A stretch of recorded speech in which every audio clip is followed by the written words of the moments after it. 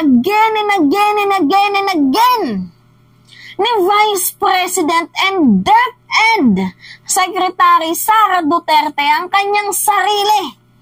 Hindi lang sa harap ng publiko, kundi sa harap po guys ng mamamayang Pilipino. Grabe, kailan kaya magtitino ang ating Vice Presidente, no? Kailan kaya tayo makaka-receive ng matinong salita galing dito sa ating Vice Presidente?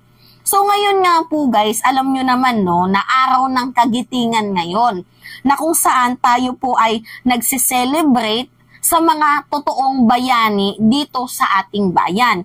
Mapabuhay man yan or mapapatay na nagpakita ng katapangan para po ipaglaban itong ating bayan. So ngayon po guys, nagbigay ng pagbati itong si Vice President and DepEd Secretary Sara Duterte.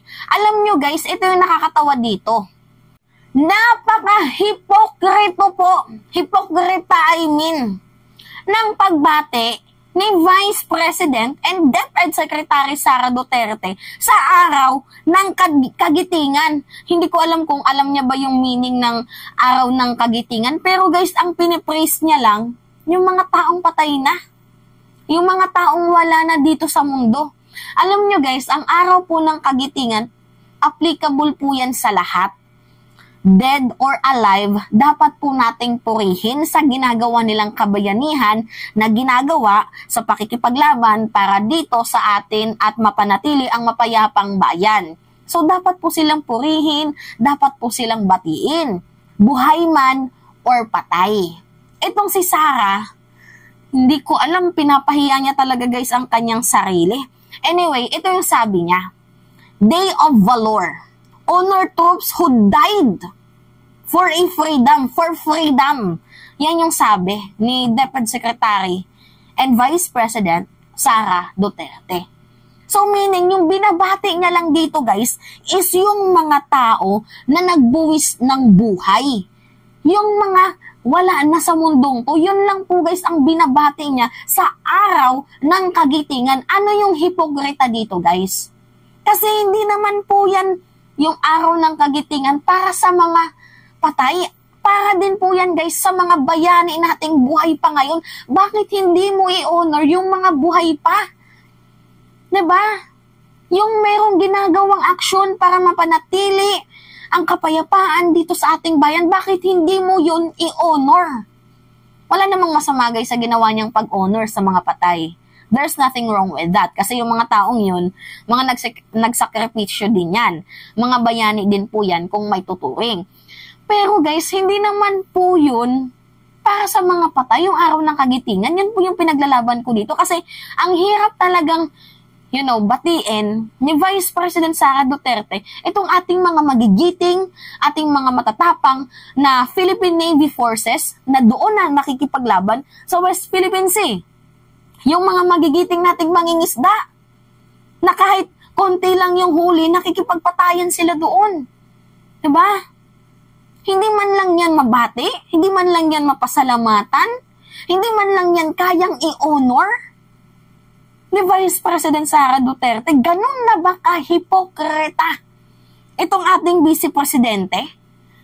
Ha? Alam ba ni DepEd Secretary Sara Duterte, ang araw ng kagitingan, it is not for dead only, but it is also for alive. For living heroes na nakikita at nawi-witness natin.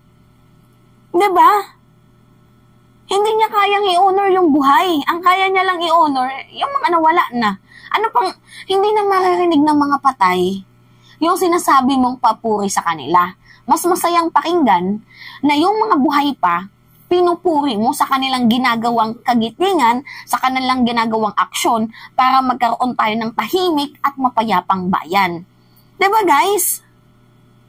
Paano lang yung mga Navy officers natin? Diba mga bayani din yan? Yung ating mga mangingisda, mga bayani din yan. Especially yung mga nandoon sa West Philippine Sea. Mga concerned netizen. Yung mga katulad natin guys. Diba na pinaglalaban, nagsasalita. Para,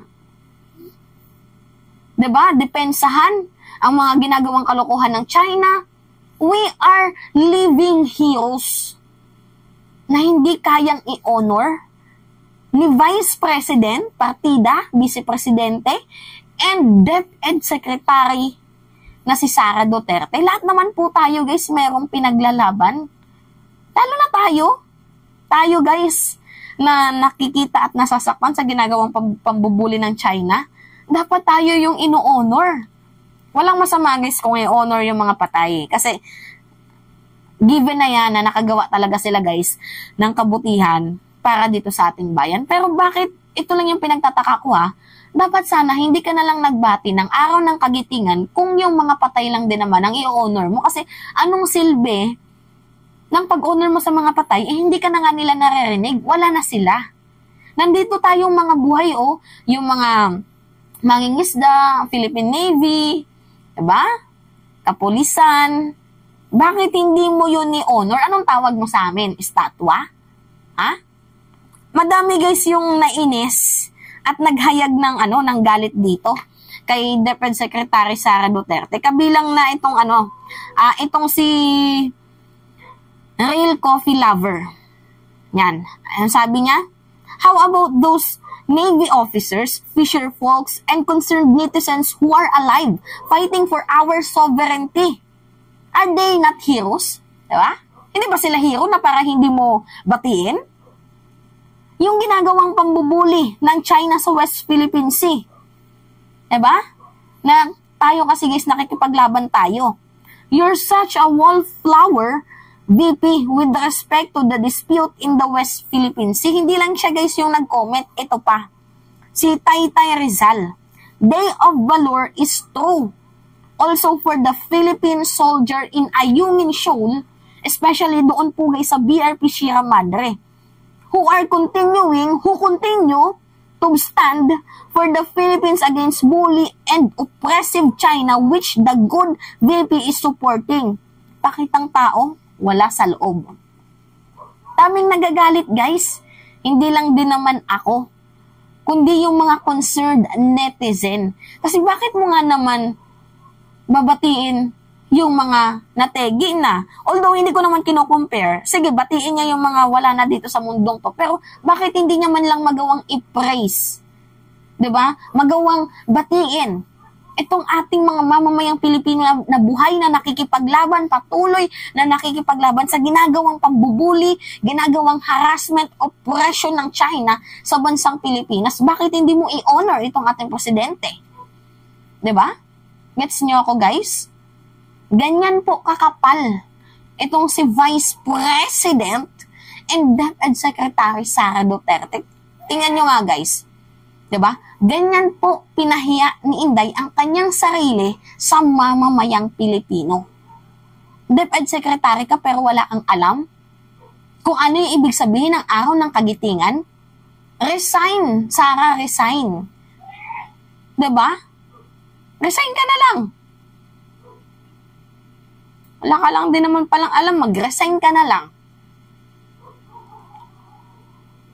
Kaka-stress to. Kayo guys, kala ko nandyan na naman yung pusa. Pagkatingin ko, flashlight pala. Flashlight na itim. Na-distract tuloy ako guys. Sorry. Kasi naalala nyo, yung nag-content ako dati guys, biglang kinuha ng pusa yung ulam ko. Ay di pagkatapos ng content ko, gutom ako kasi wala akong ulam. Nakakaano din pala tong flashlight na to. Ito yun guys, oh. Pasensya na, na-distract kasi ako eh. Ito, kita nyo. Nakaganon siya. Eh, di ba yung pusa, mahilig yung parang, di ba gumagano ng kamay. Minsan naman yung nakatayo lang. Eh, yung standing nito guys, oh, nakikita nyo. Yan, oh, yung parang pusa pag nasa malayo siya. Kaya yung tingin ko, alam mo kung tinatarget na naman yung ulam ko. Sorry, na-distract ako. Anyway, yun guys. Kita nyo? Ha? Diba? Ang Day of Valor or ang araw ng kagitingan, hindi po guys para lang sa mga patay. Kundi po para din po ito sa mga living heroes na nagpapakita ng kagitingan, diba? dito sa ating bayan para kundinahin ang ginagawang masama ng ibang bayan, ibang bansa, ibang tao. Yun po guys yung totoong meaning ng araw ng kagitingan. We celebrate it not for dead people but also for living people na talagang ina-admire natin sa ginagawang pagpapakita nila ng kagiting-giting na katapangan para sa ating bayan. Anyway, yun lamang po guys, at it's me again, si Mima Alicio Nyot, nagbabalik ulit para sa ating panibagong video.